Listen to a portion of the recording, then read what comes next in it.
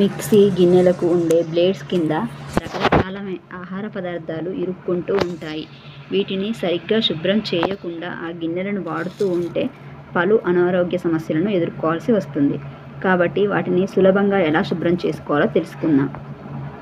Mixie గిన్నెను ఉపయోగించిన తర్వాత అందులో కొన్ని వేడి నీళ్లు, కొద్దిగా డిష్ వాష్ లిక్విడ్ వేసి బాగా కలపాలి. 10 నిమిషాల తర్వాత చేత్తో రుద్ది కడగాలి.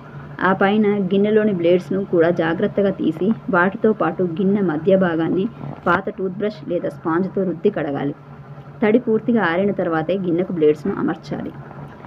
ప్రతిసారి ఇలా బ్లేడ్స్ తీయలేకపోయినా ఒక టూత్ బ్రష్తో రుద్దినా సరిపోతుంది.